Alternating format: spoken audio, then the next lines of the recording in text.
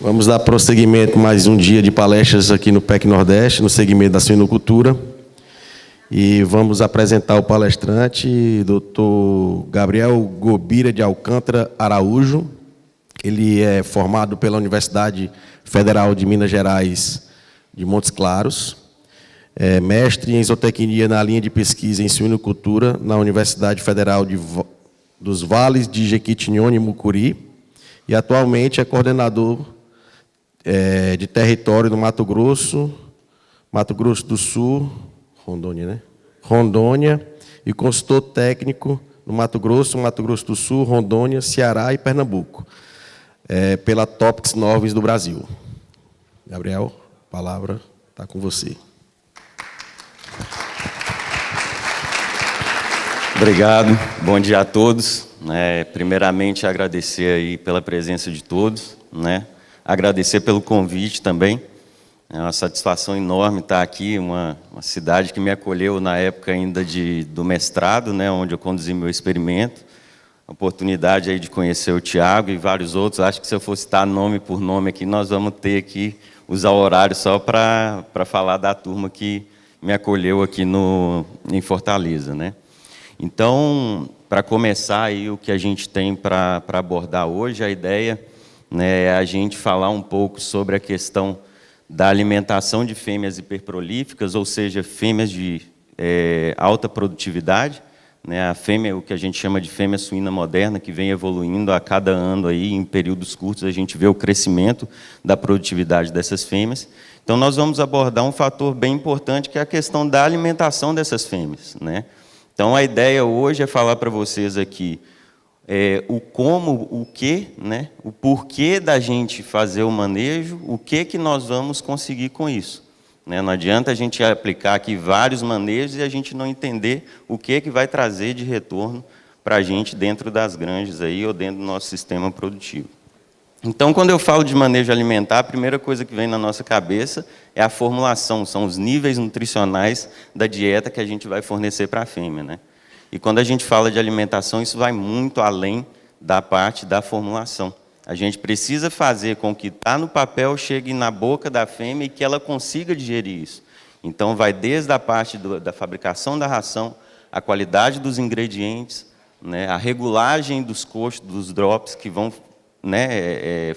vão ter ali o destino de ração na quantidade suficiente para cada fase da categoria onde a gente está inserido ali, seja no setor de preparação de marrãs, seja no setor de gestação, ou até mesmo na maternidade. Então, o Tiago já me apresentou aí, basicamente só relembrando. Então, hoje eu faço a parte de coordenação de território Mato Grosso do Sul e Rondônia, e como consultor técnico atuo nas mesmas regiões, somando ali Ceará e Pernambuco. Faço parte de um time dentro da empresa, a gente brinca, o time de mineiros. Então, hoje, dentro da empresa, tem 7 mineiros. A brincadeira é que a gente vai acabar dominando o mundo, Mineiro está concentrado aí em várias regiões. E também faço parte do time de zootecnistas, que é outro time que vem crescendo bastante dentro da empresa. Na brincadeira, dentro da empresa, hoje, nós temos tanto veterinários, zootecnistas e agrônomos. Não é a questão de profissão, e sim da qualidade do profissional que está inserido. Sendo menos eficiente dentro do sistema. Então é isso que a gente vai ver, como ser eficiente. E para isso nós precisamos trabalhar o quê? Uma estratégia integrada, onde eu vou oferecer boas condições para a exploração do máximo potencial genético para essa fêmea. Então esse gráfico mostra muito bem para a gente alguns fatores, daí para a gente ficar discutindo ele aqui o dia inteiro, ou dar a palestra em cima desse gráfico. O que ele mostra para mim é justamente a questão. Nós temos aqui várias curvas de crescimento. Dentro das curvas de crescimento, desde o nascimento da leitoa, ou até mesmo do leitão que vai para a terminação, mas aqui vamos falar da leitoa, ela tem uma curva de crescimento onde eu posso trabalhar ela para reprodução, mas da mesma forma, se eu trabalho ela como um animal de terminação, o ganho de peso dessa fêmea ele é igual a um animal de terminação. A DN70 ela tem um crescimento acelerado, ela tem um alto ganho de peso, tanto que os resultados trabalhados com o irmão da TN70, a gente tem, né, dentro da fase de terminação, aí, ganhos de acima de 1 kg. Então, nós precisamos, primeiramente, entender que nós precisamos trabalhar as nossas fêmeas pensando que elas estão sendo destinadas para a fase de reprodução, né? Muitas das vezes o que a gente encontra em granja é ração à vontade, vamos cobrir mais cedo, né? Se eu coloco só o peso, a gente consegue ter a produtividade que a fêmea tem para mostrar para a gente. E na verdade não é dessa forma. Então a gente vai falar sobre isso ao longo da apresentação. E o que é que realmente importa, né? Quais são os fatores de sucesso aí? Assumindo que a gente tem um manejo, uma nutrição, a sanidade dentro do esperado, dentro do recomendado, a gente precisa ter alguns pontos de destaque. O primeiro deles é o desenvolvimento corporal da fêmea até a primeira cobertura, né? Outro ponto que a Raquel mencionou aí antes, na apresentação dela. Daí vocês vão ver que eu coloquei tanto desenvolvimento corporal, ganho de peso durante a gestação e perda de peso durante a lactação. E antes disso, a gente tem alguns fatores que eu fiz questão de colocar que são de extrema importância também para a produtividade da fêmea. Exposição ao macho no momento da preparação, eu falo muito isso dentro das minhas visitas, né? Não é porque a gente está colocando o macho ali dentro da baia que a ideia é identificar uma fêmea em si. Na verdade, a gente está induzindo a fêmea à puberdade, né? É uma fêmea precoce. A gente quer cobrir essa fêmea dentro ali, a idade mínima é de 230 dias. Então, na verdade, a gente está favorecendo por estímulo, né? Seja por cheiro de hormônios, né? A presença do macho, todos os reflexos ali, estímulos, é para que a gente faça o estímulo dessa fêmea, para que ela entre na puberdade com maturidade sexual para expressar o seu potencial ali no primeiro ciclo, né? O que a gente espera. E aí outro ponto entra a questão do flush, nós vamos abordar tanto na parte de leitor quanto no IDC, ali, intervalo de exame de cobertura, e os parâmetros para a primeira cobertura.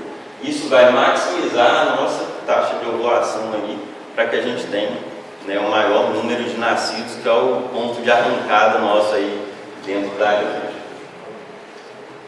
Então vamos lá, falando aí dos pontos-chave para o sucesso na fase de preparação. Então, o primeiro ponto é entender a curva de crescimento da fêmea para a vida reprodutiva, né? Então, no manual nós temos esse gráfico, onde a gente tem, né, aqui do lado o peso da fêmea vinculado à idade. Então, a gente consegue acompanhar, nós vamos ter 3 curvas, todas as 3 estão dentro do padrão, sendo que a gente tem o crescimento lento, padrão TN70 e o crescimento rápido. Se a gente conseguir trabalhar esse ponto aqui, nós vamos chegar no momento da cobertura dentro daquele preconizado que seria de 600 a 670 de IGPD para o momento da cobertura, tá? Então é ter um entendimento dessa curva de crescimento.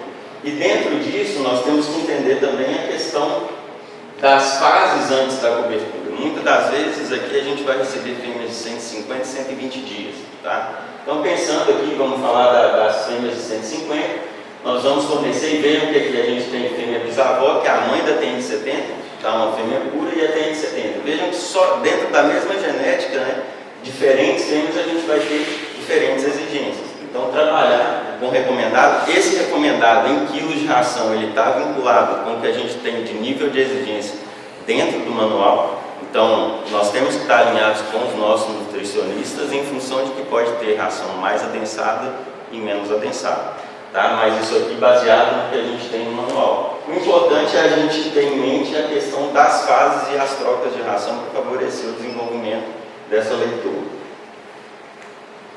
Um ponto que pode influenciar, né, nessa questão de quantidade, eu posso estar dando uma quantidade certa de ração para o leitor, mas aí eu não trabalho uma densidade correta. E essa densidade por baia ela pode afetar no desempenho dessas leitoas. Nós vamos ter leitoas mais pesadas, leitoas refugando, não atingindo o peso que a gente espera.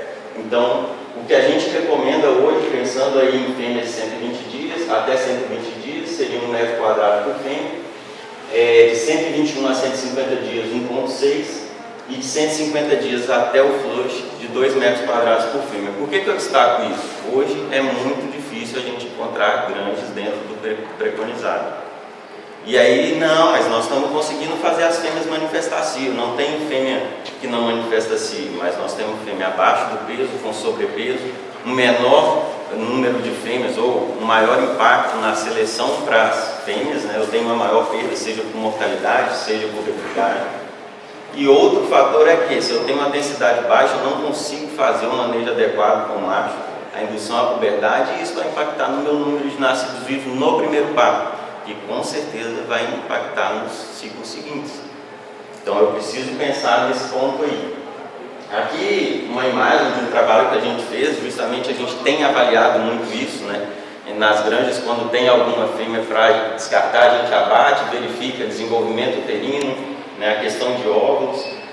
Só uma experiência prática para vocês e rápida, né? A gente teve um povoamento de mais de 4.500 fêmeas, dessas 4.500 pediram reposição de 210 fêmeas por anésio. Nós abatemos, já essas fêmeas iam ser abatidas, nós fomos para o frigorífico avaliar todas. De todas essas fêmeas, nós tivemos 2 realmente em anésio. Então entra toda a questão. E já tinha sido pontuado, né, a questão de qualidade de fião, espaçamento por baia. Raquel falou muito bem ontem, passar o macho 2 vezes por dia, respeitar o tempo de passagem, né? Entrar dentro da baia, colocar esse rufião dentro da baia, ter um rufião de qualidade. Então, para isso, né, pensando nisso, esse manejo ele tem total importância, né, do estímulo com o macho na questão do desenvolvimento do aparelho reprodutivo, igual eu mencionei, né, o útero, os ovários, os órgãos, o desenvolvimento do óvulo, para maximizar a taxa e a qualidade da população. Então, aqui só passando rapidamente para a gente entrar nas outras questões ali de relacionamento. Então, o que eu preciso pensar, né, nesse manejo de preparação das fêmeas? Eu preciso pensar na questão do estímulo em baia, né, quando hoje a gente tem algumas grandes trabalhando até mesmo com as marrons já em gaiola, né? Então a gente precisa pensar nos 3 contatos ali, naso-naso, naso-flanco e naso-vulvar, para fazer realmente o estímulo das fêmeas. A questão da densidade eu já mencionei. Começar pelo menos com, no mínimo, 170 dias de idade, começar com o manejo de estímulo. Então, respeitar essa questão de idade. O que a gente espera, começando o manejo com 170 dias de idade, é que 90% das fêmeas tenham manifestado cio, né, até os 190 dias. Então, a gente precisa pensar nessa questão. O tempo de exposição, mais ou menos 1 minuto por fêmea. Então, se eu tenho uma baia com 10 marrãs, eu preciso garantir que o manejo seja feito pelo menos ali por 10 minutos. E garantir que esse macho ele estimule todas as fêmeas. Não adianta a gente colocar o macho dentro da baia e eu ficar daqui esperando, né, que o macho faça todo o trabalho. Então o colaborador ele precisa entrar dentro da baia, fazer o macho circular e o próprio colaborador fazer o estímulo. Na imagem a gente vê ali, ó, pressão no dorso da fêmea. Né?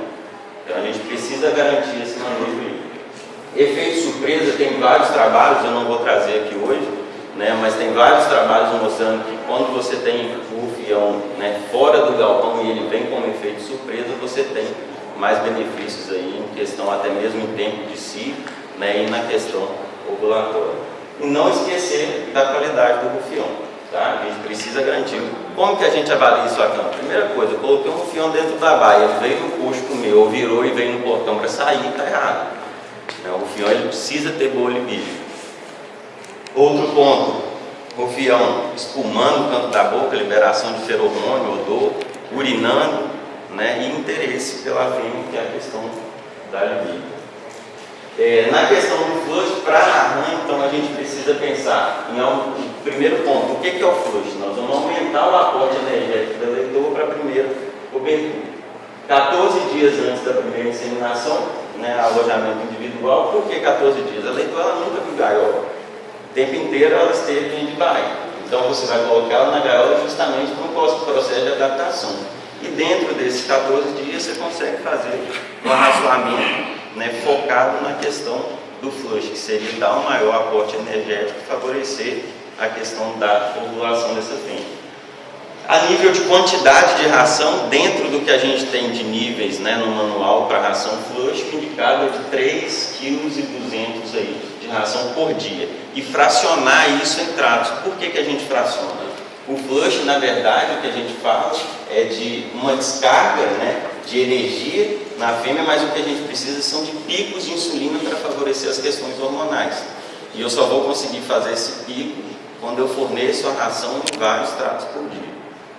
Essa foto é da granja que eu vou apresentar o resultado. Ela não tinha esses coxos e eles compraram a indicação nossa e pouco tempo depois eles já tinham instalado, justamente por ser uma granja muito grande, são 5.500 fêmeas, então não tinha condição de fazer os 4 tratos em canaleta. Então a parte do flush eles colocaram um coxo acessório onde a gente consegue fazer 2 tratos e a ração fica disponível, a gente só precisa levantar a fêmea, beleza? Outro ponto que a gente precisa seguir, tá tanto no manual quanto na cartilha de bolso, é a questão dos parâmetros para a primeira cobertura. Então a idade mínima 230, o ideal seria a gente cobrir a fêmea com 240 dias, com o peso mínimo de 140, o ideal entre 143 e 148. Então, se eu penso que eu vou levar a fêmea para o flush por volta dos 115 dias ali, eu preciso pensar em um peso mais ou menos aí de 130 quilos descendo para o flush. Porque, na verdade, quando a gente fala no peso a cobertura, é difícil pesar uma fêmea a cobertura, Ela está em si, você manejar ela para pesar. Então, ter essas estimativas aí de campo ajuda bastante a gente. Questão da espessura de toucinho, a gente quase não utiliza justamente por ser uma fêmea de genótipo magro, então tem uma menor espessura, mas nós temos como referência. O ganho de peso ali no GPD, o ganho de peso diário para a cobertura é de 600 a 670, a gente vai cobrir essa fêmea aí dentro da idade, pensando também em peso, como mais ou menos no segundo, terceiro eixo, a grande maioria no terceiro. E a gente precisa pensar que a gente vai cobrir essa fêmea a partir dos 14 dias aí, após a segunda dose das vacinas reprodutivas. E aí, por que eu falo da importância do ganho de peso para a primeira inseminação?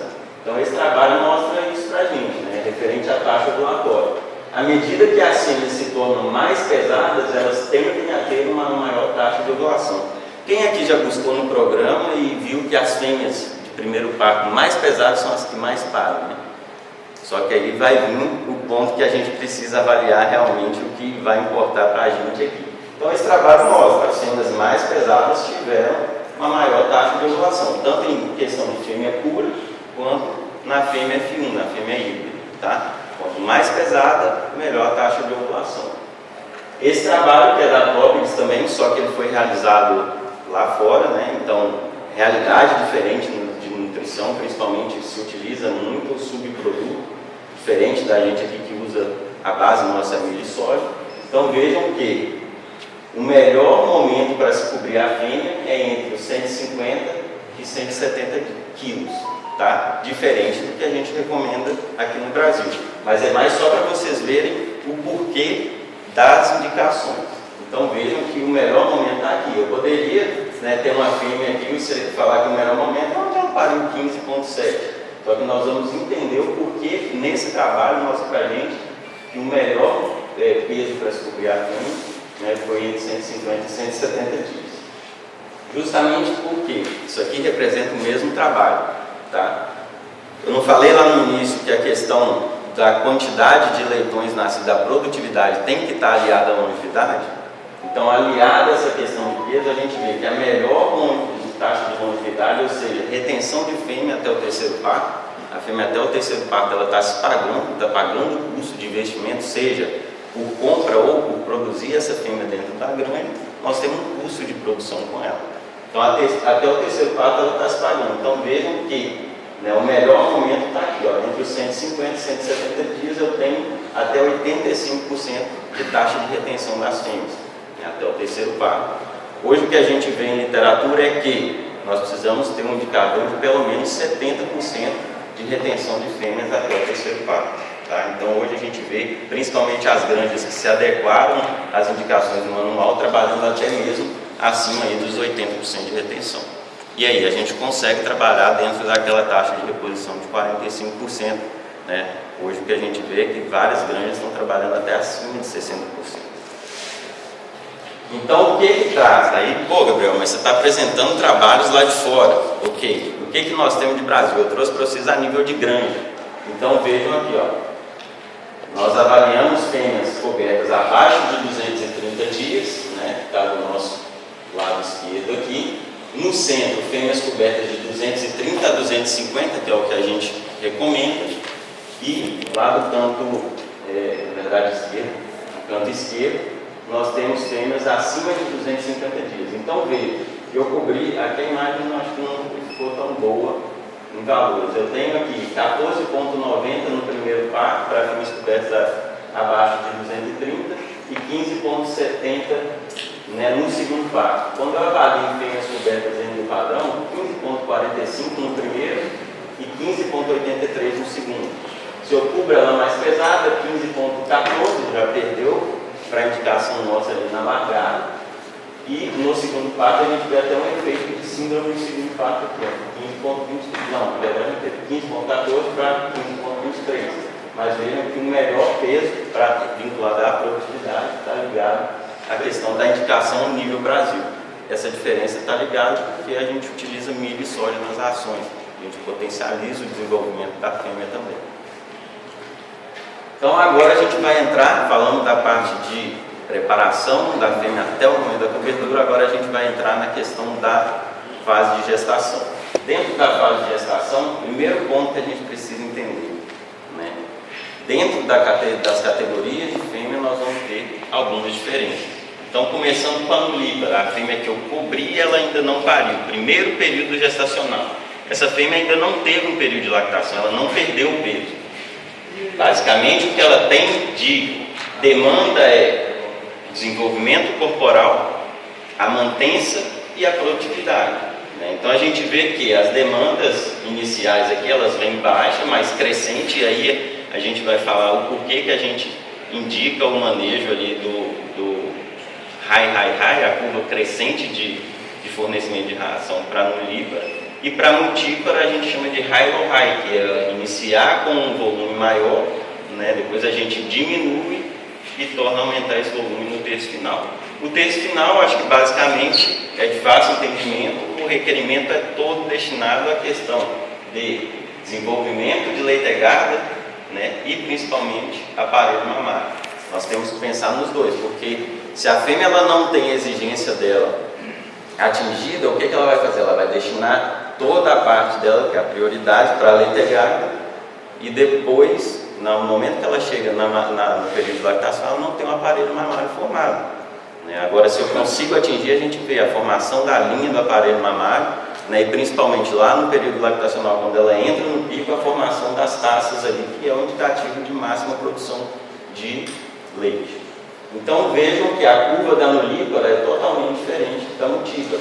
Em amarelo aqui é justamente a exigência dessa fêmea para a recuperação corporal. Ela perdeu o peso durante o período de lactação, né? Depois a gente acaba vendo uma diminuição dessa exigência e após os 85 dias ali até o momento do parto, a gente tem um aumento novamente aí da exigência, justamente em função do desenvolvimento da leitegada, líquido placentário, placenta e aparelho mamário.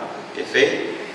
Nesse gráfico a gente consegue ver, né, de uma forma mais detalhada. Então vejam aqui, a curva em azul, né, dentro dos primeiros aqui 49 dias, a gente tem uma maior exigência da multípara, justamente pela perda de peso na lactação, né? A nulípara ela vem de forma crescente, né? Após os 50 dias, a exigência até é maior do que a multípara, justamente porque a gente tem que pensar no crescimento. Essa fêmea ainda está em crescimento e desenvolvimento.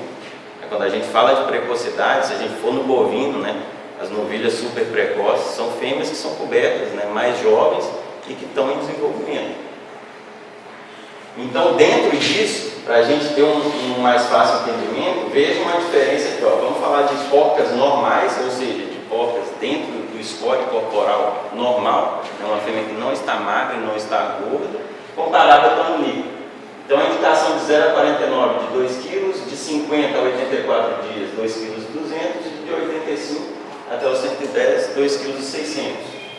Então vejam que foi um aumento gradativo aqui de fornecimento de ração. Para a porca normal, 2 kg e 200, daí a gente cai para 2 kg, depois vem para 2 kg e 800. Né? Então é justamente em função da exigência dessa fêmea, né, dentro dos ciclos ali. Se a gente pegar o desenvolvimento da fêmea, nesse gráfico eu consigo mostrar, nessa tabela eu consigo mostrar, e nós temos isso no manual, que é o acompanhamento por ciclo. Eu tenho aqui a indicação de peso no momento da primeira cobertura, o quanto de peso essa fêmea precisa ganhar na primeira gestação, né? Então a gente vê que é de 80 a 90 quilos na primeira gestação, para ela chegar no parto entre 220 e 240. E alguém aqui consegue me me falar o porquê que nós temos esse maior ganho de peso nos 3 primeiros ciclos da fêmea. Nós falamos o tempo todo aqui justamente na parte de desenvolvimento, né? O desenvolvimento da fêmea, até o 4º parto dessa fêmea está em desenvolvimento, mas o grande foco é na primeira gestação, onde essa fêmea, o crescimento dela é maior quando comparado com os outros ciclos. Se eu consigo trabalhar bem essa fêmea, que ela ganhe peso, né, dentro do que a gente tem ali de indicado na primeira gestação, no ciclo seguinte essa fêmea vai te dar muito pouco trabalho em questão, né, de perda de peso excessiva, variação de score corporal, né? Então a chave está a gente trabalhar o peso da primeira cobertura, o peso dessa fêmea no período de gestação e nós vamos ver à frente a perda de peso no primeiro período lactacional. Então esse trabalho mostra para a gente isso, né? O ganho de peso durante a gestação.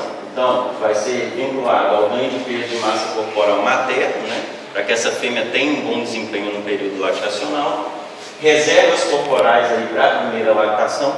Então se a gente não consegue fazer com que essa fêmea, né, ganhe o peso suficiente para a primeira lactação, ela vai perder muito peso, ela vai se doar para desmamar, né, os leitões que ela tem ao pé. O ganho de peso no início da gestação tem efeito na sobrevivência de embriões. Então comparando aqui, ó, entre fêmeas puras e cruzadas, a gente vê fêmeas que ganharam acima de 20 quilos aí de peso corporal durante a primeira gestação, no início da gestação, tiveram maior número de embriões no momento aí da fecundação, tá? Então, para garantir aqui, vocês viram lá que é de 80 a 90 quilos, né, no primeiro período de gestação. O mínimo que a gente precisa colocar aqui, ter como objetivo, seria de 60 quilos, tá? Então, para isso, o que a gente tem adotado aí para fazer as avaliações? O primeiro ponto é pesagem, nós vamos ver isso à frente, é o mais preciso, é o que traz para a gente maior acurácia, né? Mas a gente tem outras ferramentas, até mesmo sabendo a questão de mão de obra, todos os manejos que a gente tem dentro de granja. Então, vou mostrar para vocês algumas estratégias que a gente tem adotado. A primeira delas é a avaliação de score corporal visual, tá? Então, periodicamente avaliar o nosso plantel, seja no momento do desmame, lá nos 45, 49 dias de gestação, onde a fêmea tem o seu período de recuperação corporal, e no terço final. O único cuidado que a gente tem que ter, as fêmeas têm de 70 têm um genótipo magro, então ela diferencia das outras fêmeas do mercado em questão de avaliação de score corporal. A gente vê muito erro de avaliação a campo, até mesmo dos técnicos que trabalham com muitas genéticas, né? Então a gente acaba vendo uma diferença aí de avaliação. Então a gente precisa ter equipe dentro da granja bem treinada para essa avaliação de score corporal visual, tá? E aí a gente garante, né, que a gente tem assim um efeito ali, principalmente buscando cada vez mais ter um volume, né, de fêmeas normais dentro do plantel, fêmeas com score corporal dentro daquilo que a gente precisa. Outro ponto que a gente tem trabalhado dentro das granjas é a questão da utilização do caliper. Com o caliper a gente consegue avaliar, né, em rosa aqui, acho que a imagem fica um pouco distante, fêmeas, seria a indicação para a primeira cobertura. Abaixo do rosa vão ter algumas colunas em prata, né, que na imagem aqui não vai dar para a gente ver, que são fêmeas de segundo parto para frente, e em preto seria o ideal para as fêmeas chegando na fase de lactação, para o momento do parto, tá? Qual que é a questão? Primeiro ponto, eu falei para vocês que a pesagem é o que traz mais acurácia, né? Se desse para a gente pesar todas as fêmeas em todas as fases, seria o melhor dos números. Só que a gente sabe que dentro das granjas a gente tem muito trabalho. Segundo ponto, né? Depois da pesagem, o que vem de referência? Espessura de toucinho. Eu falei anteriormente que a gente tem utilizado pouco justamente pela dificuldade também de passar. Muitas das vezes os aparelhos estão descalibrados, né? Tem a questão de utilização dentro das granjas, mais pela espessura de toucinho da fêmea, e depois disso vem o caliper e a avaliação visual. Então vejam que eles são os mais subjetivos, né? O que eu tenho trabalhado dentro das granjas? Avaliação visual e avaliação com caliper. Cara, mas nós vamos fazer duas avaliações? Não. Nós só temos que ter a nossa equipe, né, padronizada, todo mundo entendendo o processo. Toda vez que você bate o caliper na fêmea, identificou a fêmea normal, cara, você bate o olho na fêmea, você sabe se ela está magra ou não. Então você baliza, você consegue potencializar o que tem uma variação. E outro ponto é ter o entendimento da sua equipe, né, do local correto de colocar o caliper e da visão do que é uma porca magra, gorda e normal. Então eu vou mostrar para vocês um trabalho que a gente fez em uma granja dessa forma aí. E outro ponto é ter o entendimento de toda a equipe, todo mundo que está envolvido. Não é ter uma pessoa que avalia score na gestação ou só a pessoa da gestação que avalia. Ah tá, mas ele não entra de férias, ele não adoece, ele não pede conta e você tem que trazer. Então sua equipe ela tem que ter o conhecimento. E o que a gente tem trabalhado na granja é isso, né? A informação não pode ficar com uma única pessoa. Então dentro disso a gente entra para a fase de lactação. Tá? Na fase de lactação, um primeiro ponto de indicação nosso seria uma ração de transição, né? Que é fornecida dias antes do período de lactação. Hoje, se eu falar para vocês que eu tenho uma granja utilizando essa ração específica para a fase de transição, eu estou mentindo, eu não tenho. Tá? É uma ração que você vai ter um menor consumo das fêmeas, tem dificuldade de silo, tem dificuldade de manejo, mas de certa forma a gente precisa trabalhar a estratégia então para que a gente tenha um efeito próximo do que seria com a utilização de uma ração de transição. Por quê? Essa ração de transição entraria ali dos 110 dias até o parto, no momento que você transfere a fêmea do setor de gestação para o setor de maternidade.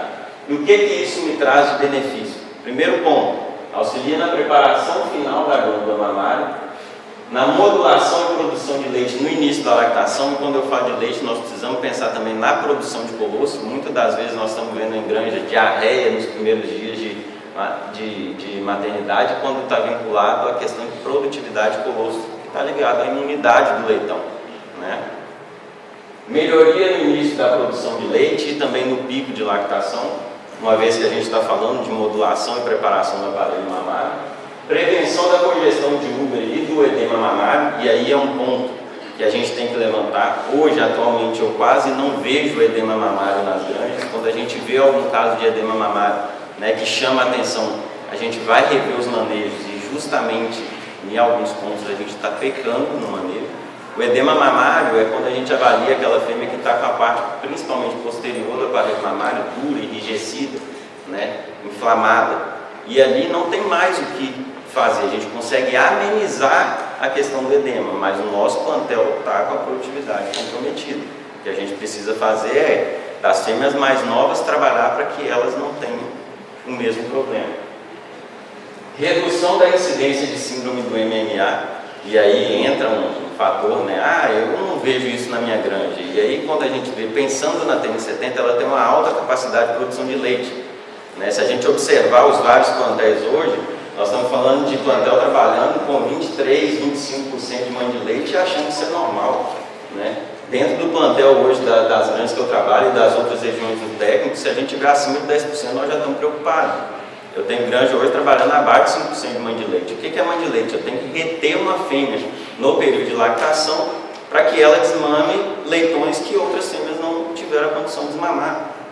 Então a TN70 ela tem capacidade, o foco no melhoramento genético é para a capacidade de desmame ao pé, né? Então nós precisamos trabalhar essa fêmea para que ela expresse o seu máximo potencial quanto a isso. E a síndrome do MMA, né, o principal ponto ali é a galaxia, é chegar no momento de produzir leite e amamentar o leitão e essa fêmea não produzir, e justamente por causa de congestão, ou também a questão do edema mamário, que vai provocar uma febre na fêmea, seca leite, a gente vê vários problemas ligados a isso. Então, basicamente, o ponto aí de trabalhar a ração de transição seria nessa questão.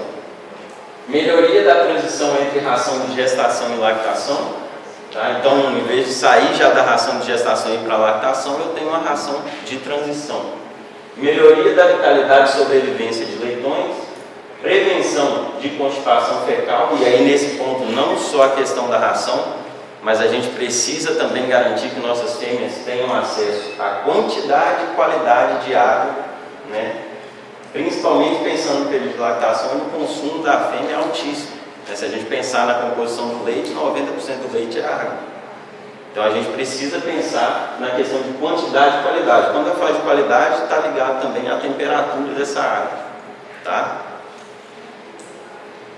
Já pensando mais na realidade hoje de campo, né, nós não temos acesso a uma ração de transição. Quando a gente pensa na ração de transição, eu consigo trabalhar de uma forma mais linear ali, né, trabalhar com o volume ofertado. E quando eu venho e aqui as indicações de mínimo e máximo, né, e até 2 dias após o parto. Quando eu venho trabalhar com a ração sem a ração de transição de gestação para lactação, eu preciso fazer uma redução mais brusca aqui justamente para evitar, principalmente pensando nos casos ali de edema mamário. Perfeito? Então, na nossa tabela, após o parto, o que a gente tem de indicação? Uma curva de arraçoamento, principalmente nos primeiros dias, então um aumento gradativo, aqui a indicação com ração de transição ou sem ração de transição, mas esse aumento gradativo está ligado justamente a essa característica de maior produção de leite da fêmea. A fêmea produz muito leite e nesse momento inicial ali, se a gente fornecer muita ração, ela vai arrancar. E qual que é o problema? Os leitões ainda não têm capacidade de ingerir a quantidade de leite que essa fêmea tem para produzir. Então é o momento que a gente tem para dar uma trabalhada, né, para na hora que esses leitões têm capacidade de ingerir esse leite, aí sim a gente entra na questão do fornecimento. E aí vejam que após o 6º dia aqui, ó, a gente equilibra 2 kg de ração para a fêmea, mais meio quilo de ração por leitão ao pé. Tá? E aí sim a gente consegue trabalhar. Ah, mas em outra genética, até na tópicos, a gente trabalha com ração à vontade. Tá? Esse gráfico mostra para a gente o que? Justamente, as fêmeas foram arraçoadas à vontade e vejam que a curva é basicamente a mesma. Né? Nos 7 primeiros dias, as fêmeas elas têm um consumo restrito, fisiológico. Ah, Gabriel, então vamos tratar todo mundo à vontade. Qual que é o problema? Aqui a gente está fazendo média. Né? Algumas fêmeas têm um consumo voluntário alto, e são essas fêmeas que dentro da porcentagem nós vamos ver um efeito de edema mamário, síndrome do MA e por aí vai. Então a gente precisa trabalhar de certa forma dentro do que seria o ideal ali para a gente ter todas essas fêmeas, né, balizadas e dando o máximo de potencial aí dentro da granja. Então vejam mais ou menos aqui em questão, a única diferença, né, em vermelho aqui, momentos mais quentes, período quente, e em azul, período frio. Né? Lógico, período mais frio, maior consumo da fêmea, estresse por calor, a fêmea reduz o consumo. Esse outro trabalho já mostra para a gente uma estratégia, tá? Dentro das granjas. A maior dificuldade nossa é fazer uma fêmea na lactação consumir. É uma ração mais adensada, o volume é alto. E aí o que a gente tem visto e o que a gente pode trabalhar? Esse trabalho aqui foi produzido dentro da UFMG, foi onde eu fiz a graduação, e eu tenho feito esse trabalho a campo hoje, né? Principalmente pelos desafios que eu tenho em algumas granjas. Vejam que o que mostra aqui, aí, acho que para a turma vai ficar mais difícil de ver, mas aqui a gente está avaliando um período de 24 horas e o consumo de ração das fêmeas. Então aqui de meia-noite à meia-noite, viramos 24 horas. E onde está o melhor consumo de ração, seja em período frio ou quente? De meia-noite às 9 da manhã. E onde a gente fornece ração para a fêmea? Na hora do café da manhã, na hora do almoço, do lanche da tarde, né? 83% do consumo está aqui dentro. E aí, por esse desafio, em algumas granjas a gente implantou. A primeira coisa que veio no período de lactação, no final, durante o período a gente avaliou formação das taças, produção de leite e no desmame, qualidade de fêmea para o mano. Tá? Eles não conseguiam fazer as fêmeas consumir no período de lactação.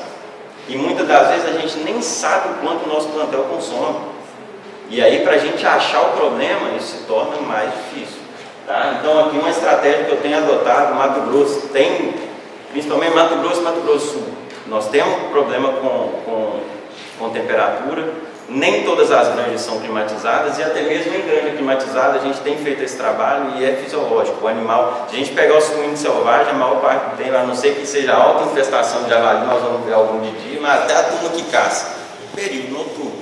Né? Então é do animal, é instinto. Mais uma vez, falando da questão de água, por que eu falo isso? Cara, nós não sabemos nem o quanto de água nós precisamos ingerir. Né?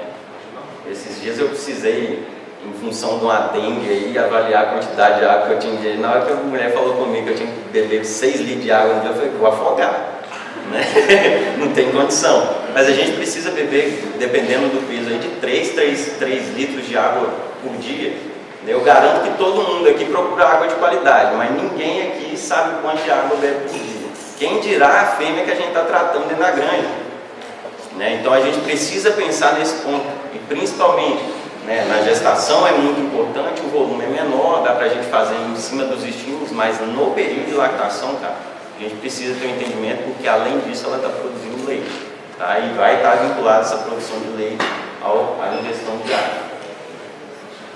Então aqui, mais ou menos, só para levantar algumas alternativas, eu falei de período, né, quente, período frio, então a gente sabe que tem alguns trabalhos, a gente tem trabalhado, principalmente a turma da nutrição, trabalhado a questão de reduzir a quantidade de calor produzido na ração em função de alguns momentos, né, período mais quente, período frio, a questão de aumentar a densidade de nutrientes na ração, trabalhar mais com a questão de aminoácidos, aumentar a frequência de fornecimento de ração e principalmente tratos noturnos, é o que a gente mencionou no gráfico anterior, utilizar aditivos, né, alimentares para a ração de verão e, mais uma vez, água.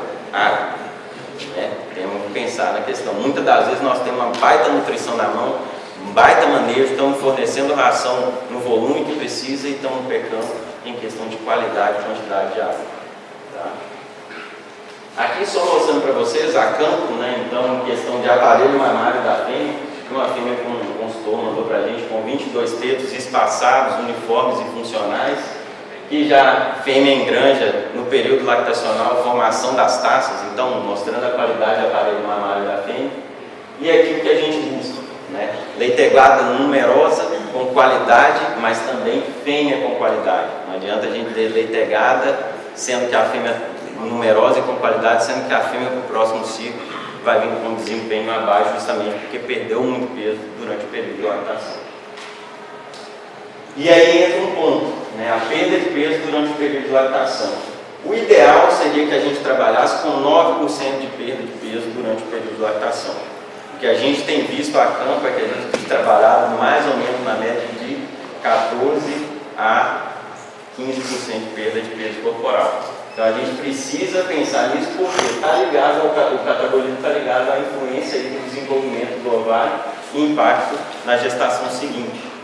Tá? Esse trabalho mostra isso para a gente. Então, fêmeas que perderam abaixo de 6% de peso corporal tiveram maior número de nascidos aqui no parto seguinte. Fêmeas que perderam acima de 12% tiveram influência negativa aqui em número de leitões nascidos no parto seguinte.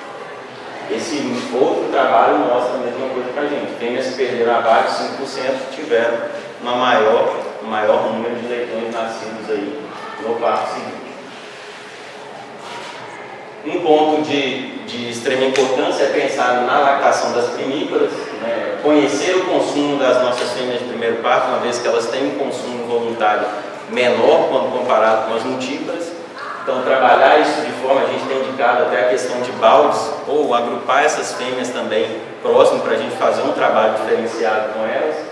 Né? Então, essa questão de alojar as marcas aí, principalmente para a gente estimular o consumo, é uma fêmea que a gente precisa estimular ela. Né? Mas a verdade é que a gente precisa estimular todas as fêmeas, embora, mesmo que a gente tenha a questão de pressão negativa ou não é só em granjas que não tem que a gente precisa estimular.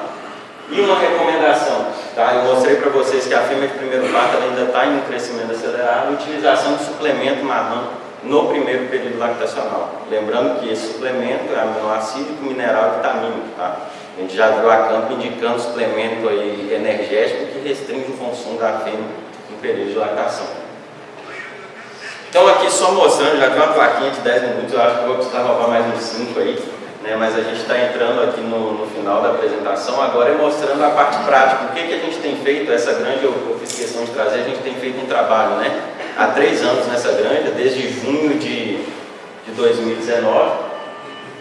E o que a gente evoluiu e por que a gente evoluiu? Primeira coisa, a granja comprou a ideia de se trabalhar com o que a gente tinha proposto. Tá? Então, primeiro ponto, já que o maior desafio é a primeira gestação e a primeira lactação da fêmea, nós trabalhamos com pesagem das fêmeas.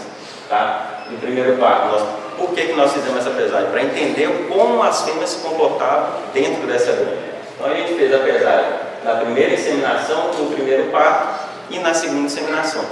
Tá? Então, no momento antes da primeira cobertura, pesamos, subiu para a maternidade, pesamos, desceu da maternidade, pesamos.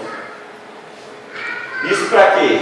A indicação é trabalhar com 85% de fêmeas dentro do score corporal ideal, o peso ideal, 5% magra, 5% gordo.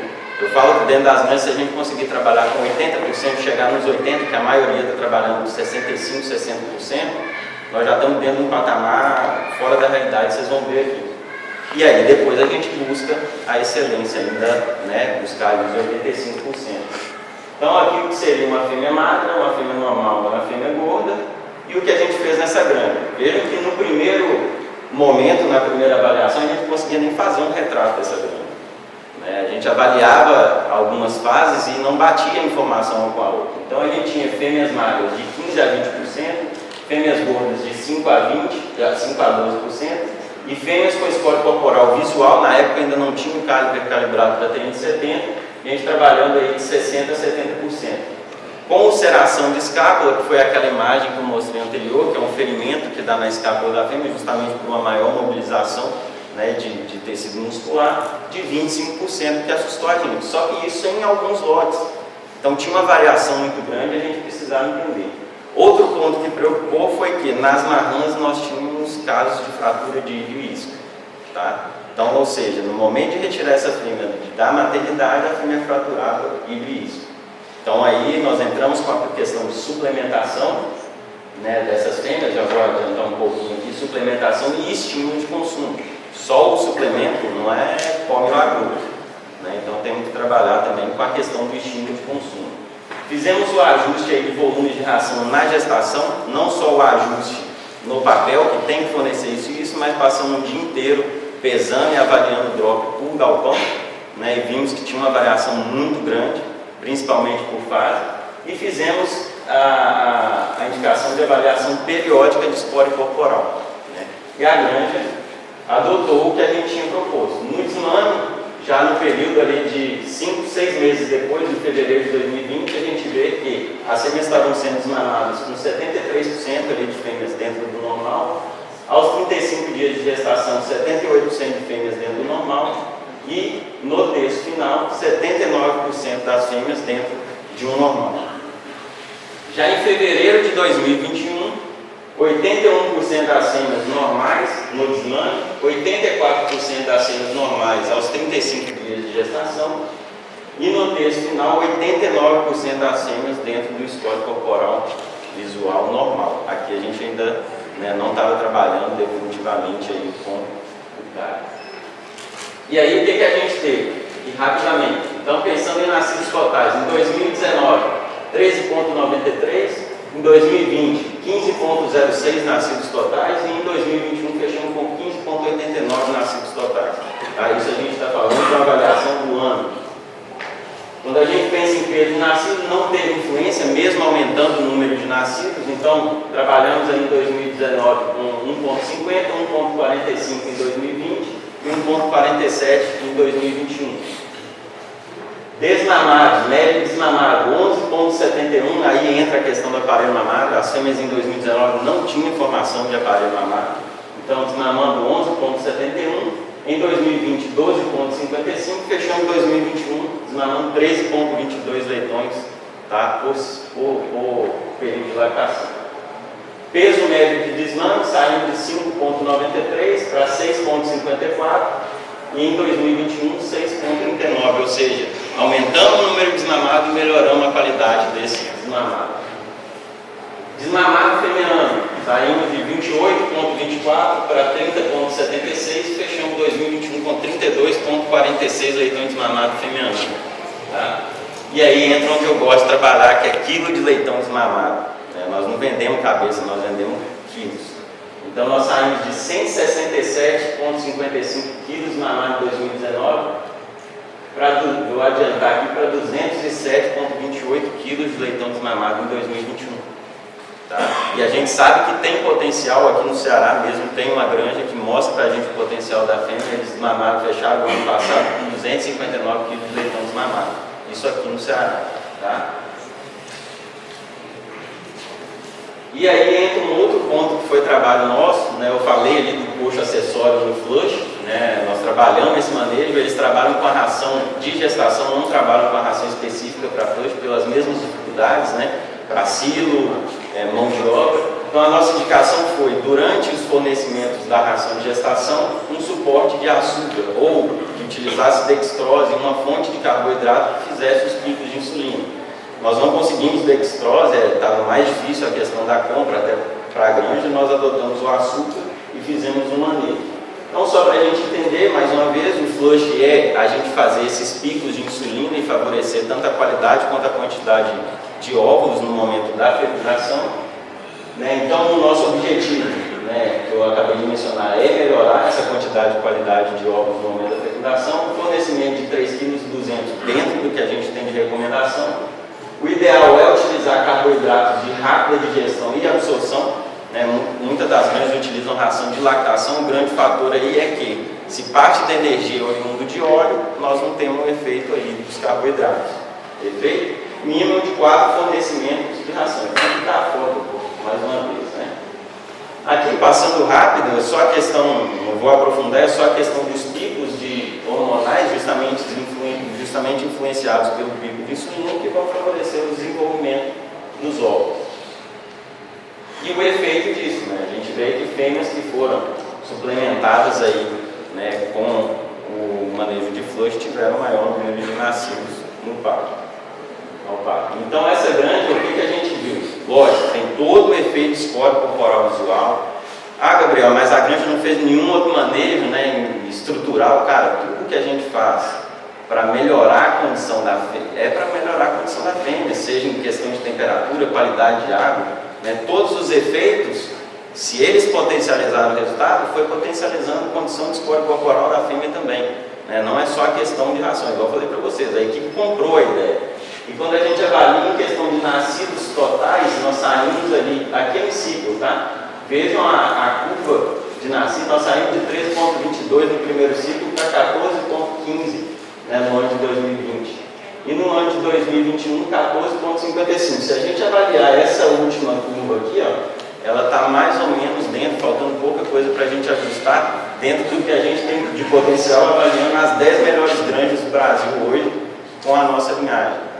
Então nós conseguimos trabalhar, lógico, ali dentro nós temos que trabalhar, a taxa de parição tem uma oportunidade muito grande, já melhorou, né? Hoje a gente saiu de 85% de taxa de parição para 89%, então sabemos que podemos trabalhar dentro de 93% de taxa de parição, 92%, isso vai influenciar no nascido. Né?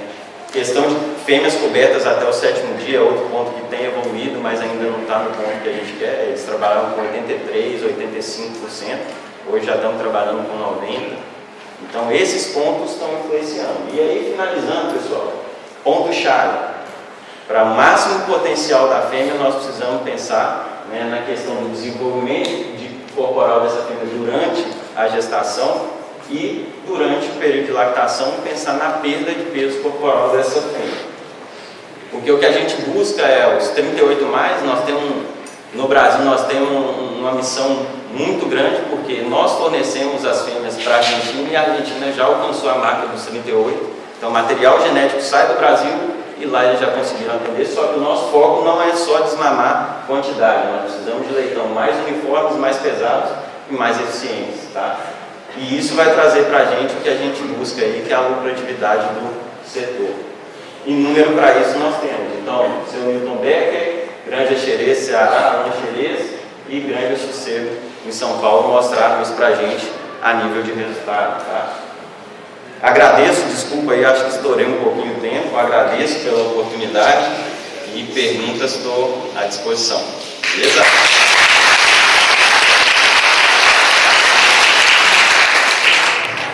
Parabenizar, né, Gabriel, pela excelente contribuição. O espaço está aberto, pessoal. Nós temos uns minutinhos aí.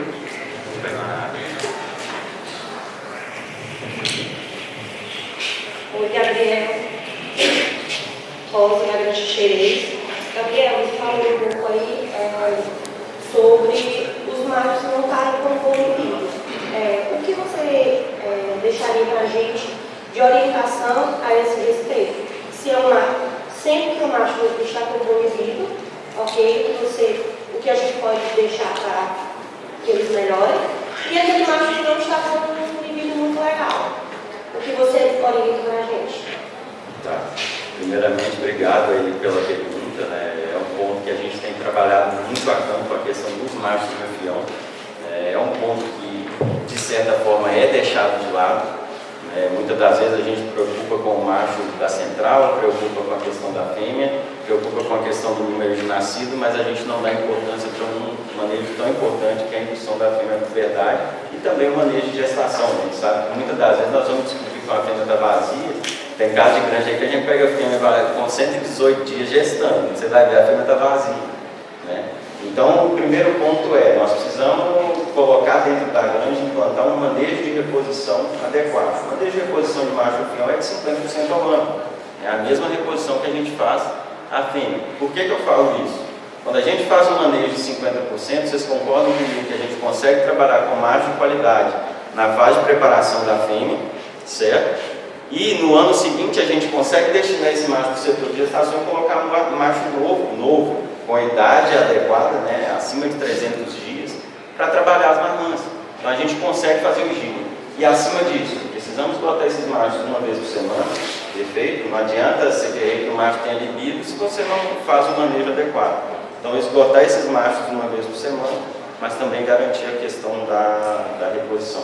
Tá? E aí um ponto estratégico é, algumas granjas adotam a reposição de 50%, no entanto fazem uma única só vez no ano. E aí o colaborador, né, vamos supor uma granja que você tem que fazer uma introdução de 10 machos no ano, né, tem 20 rufiões. Cara, você introduzir 10 machos de uma vez, para o cara treinar, é um trabalho muito árduo.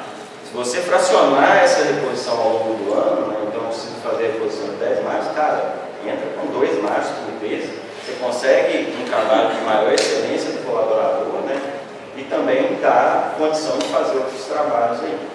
Beleza? Obrigada, Gabriel. Mais alguém?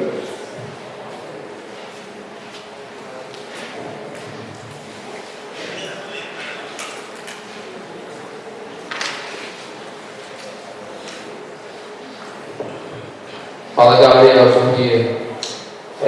Eu tenho duas perguntas para te fazer. A primeira é sobre as marmãs do primeiro parto. Os leitões dela apresentam uma diarreia precoce. Aí você já falou por conta do leite, né? Mas essa marmã não está secando leite. Ela tem leite suficiente para integrar, porém está apresentando diarreia. O que poderia ser o fator causador dessa diarreia e o que poderíamos fazer para evitar. E a segunda, as marrãs apresentando um número de nascidos vivos e nascidos totais maior do que o restante do plantel. Seria bom uma renovação do plantel? Tá, vamos lá. Primeiro ponto, essa questão da diarreia a gente precisa identificar, né, realmente qual. Pode ser uma diarreia neonatal, né, e aí a gente vai atrás da questão de falhas vacinais, ou até mesmo manejo de sanidade. Outro ponto, a imunidade da leitoa é menor do que quando comparado com as fêmeas de ciclo seguinte. E tem a questão de adaptação também. Tá? Não necessariamente essa diarreia vai estar ligada só à questão de produção de leite, uma vez que você mencionou, né, a questão de que as fêmeas estão produzindo leite. E outro ponto que me chama a atenção é você falar que as fêmeas estão parindo melhor do que o ciclo seguinte. Pode ser, e aí a gente precisa conhecer a granja, que o manejo seu de preparação ele melhorou e as fêmeas mais velhas não tenham sido tão bem preparadas quanto as mais novas. Não necessariamente só questão de genética, a não ser que sejam genéticas diferentes. Tá? Mas aí já mostra pra gente, se as marmãs estão parindo bem, a tendência é que nos ciclos seguintes elas, né, entrem dentro daquela curva que a gente mostrou crescente e depois do terceiro quarto estabiliza, né, e no pico de produção. Mas a questão da diarreia tem que avaliar, né, principalmente ali nos primeiros 2 dias, ali, aquela diarreia amarela, aquilo ali é indicativo de recolha, aí tem que ir atrás de vacinação, qualidade de água também, mas mais ligada à questão da fêmea e cloragem, mas tem que avaliar esses pontos. Beleza? Beleza, valeu. Pessoal, pela questão do horário, a gente pede que se mais alguém tiver alguma consideração muda, pode procurar a Gabriela, que vai estar aqui pelo evento. A última? Pronto, a última. Aí depois quem tiver mais alguma, procura individualmente aqui também.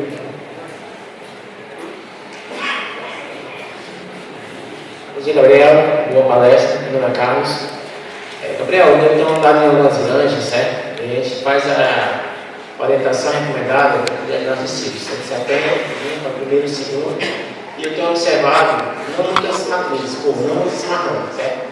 Mas quando você leva para a gaiola, mesmo você para o primeiro, segundo, terceiro, a gente leva para a gaiola, e na gaiola ela não se fecha o cio, ela incha a buva, certo? A gente marca colado nela, ela desiste a buva e não para. Qual seria o final procedimento? Botar na baia, tentar recuperar esse cio da baia, ou descartá-la? Carlão, assim, por experiência, para Carlão que a gente já conhece, tem desde 2016, né? Por experiência prática, assim, um dos pontos que você pode avaliar, principalmente que a gente vê que você acaba tirando essa fêmea de um setor e levando para o outro, é a qualidade do rufião que está no setor onde você destinou as fêmeas para a gaiola. O que a gente tem visto é queda de qualidade do rufião, ou seja, queda de estímulo. Então a fêmea manifesta o primeiro, o segundo cio, certo? Quando você leva ela para a gaiola para fazer o fluxo, ela não manifesta mais cio. E aí, muitas das vezes, quando a gente avalia a qualidade do rufião, cara, é aí que a gente... Porque não era para a fêmea não manifestar o cio. Se você conseguiu pegar o primeiro e o segundo. Então, o que eu tenho visto a campo, né, não uma vez só, está ligado à questão de qualidade do rufião. Beleza? Obrigado, Gabriel. Em nome do PEC Nordeste, nós agradecemos aí a sua palestra e um salve de palmas aqui para o Gabriel.